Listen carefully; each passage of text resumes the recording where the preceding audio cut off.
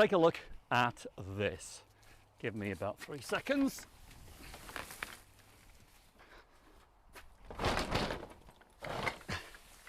Here's a rare beast indeed.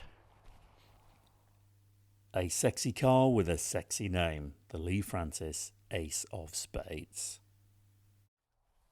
I'm going to arrange the sale of this car. Now I've got to tell you, it's not the most expensive car in the world, but it's one of the rarest cars in the world. In fact, it's so rare, it hasn't yet left the production line. It's been sat here since 1989. I'm going to introduce you to the designer, the owner of this car, the owner of Lea-Francis since 1962. This really is a rare beastie.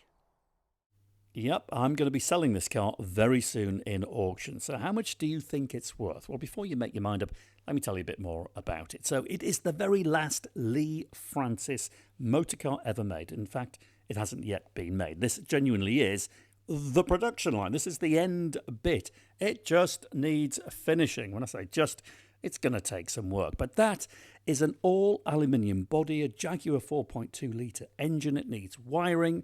It's partly trimmed. It needs the dials put in. Most parts are here, ready to be collected.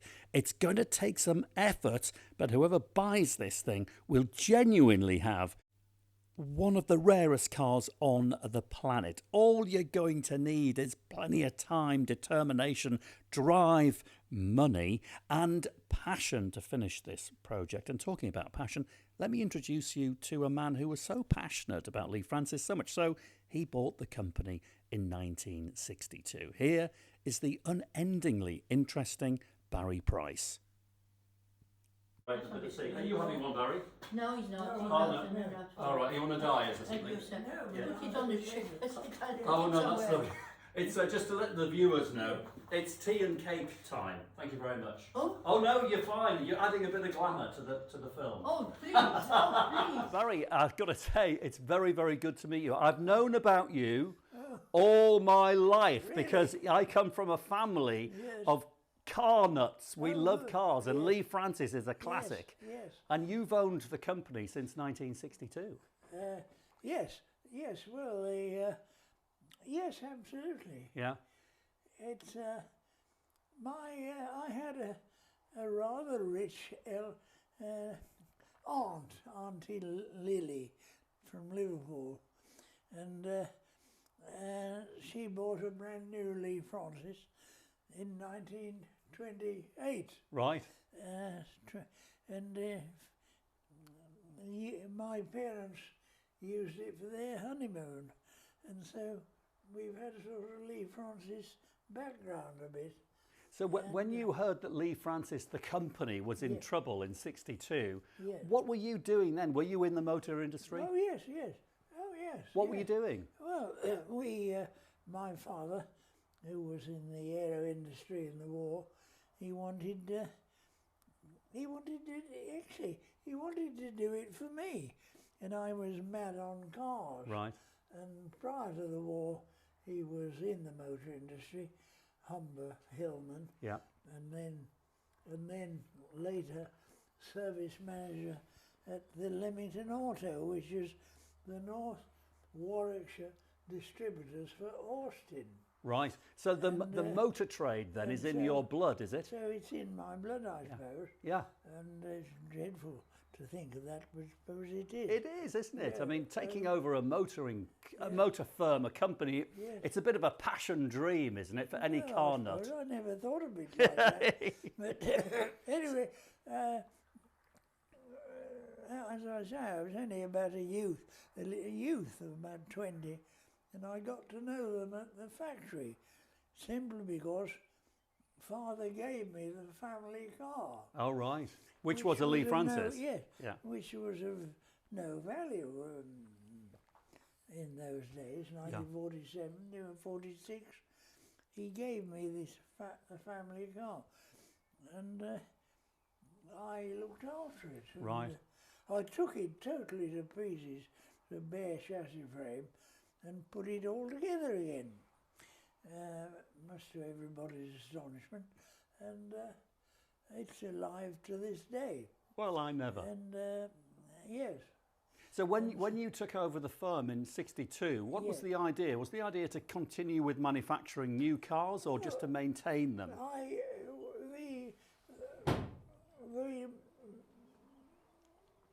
The main business would be maintaining Yeah. all the existing cars, because they were making at 1946 to 51, 52, they averaged about 15 cars a week. Right.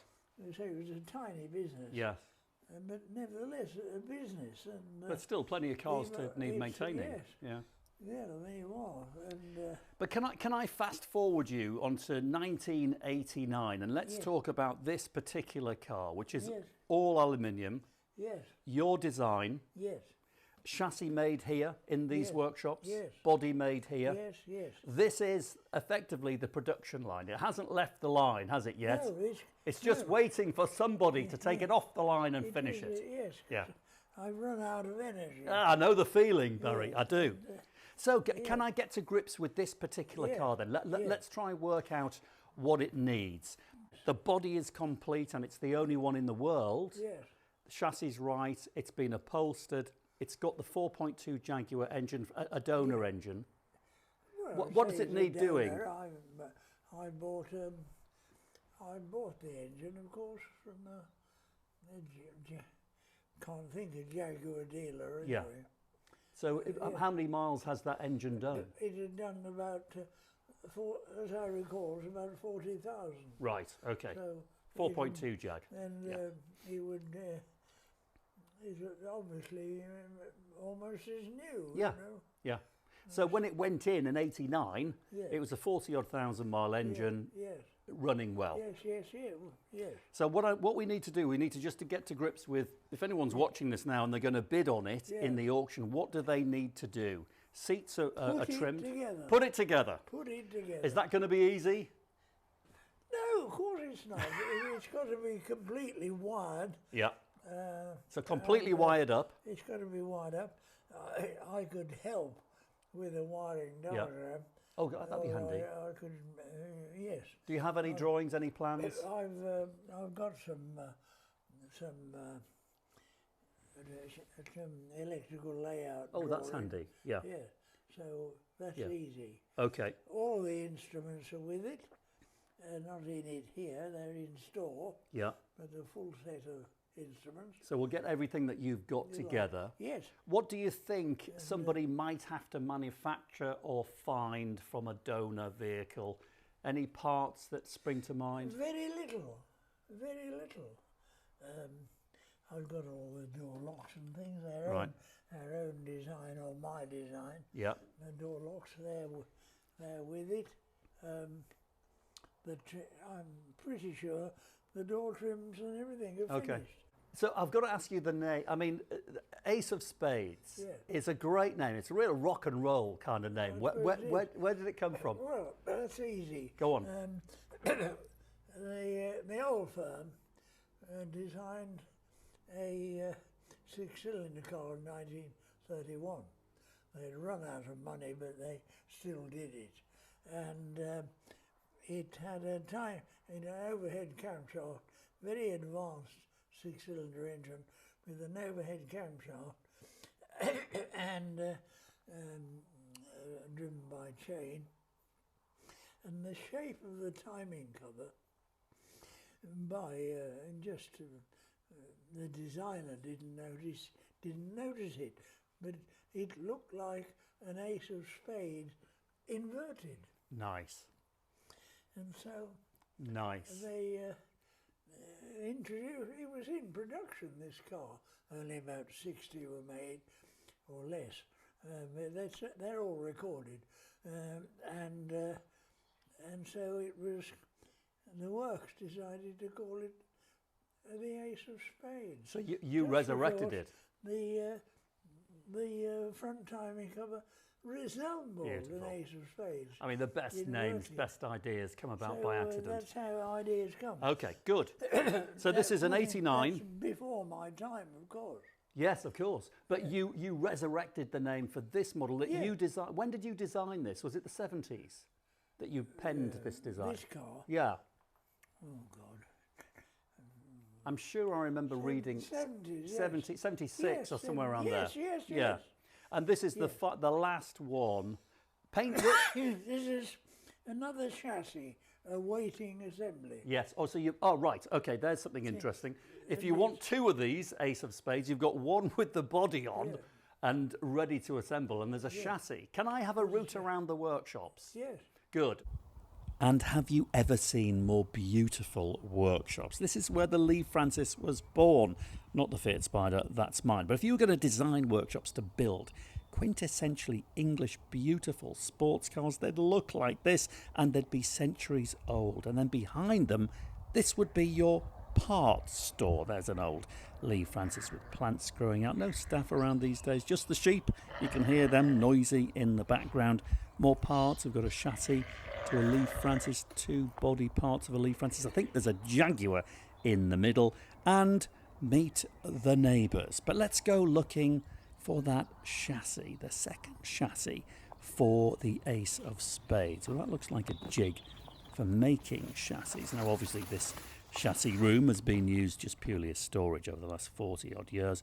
But look around, fascinating parts all over the place. And look to the right, here we have the Ace of Spades second chassis. So if you're really brave, you know where it is.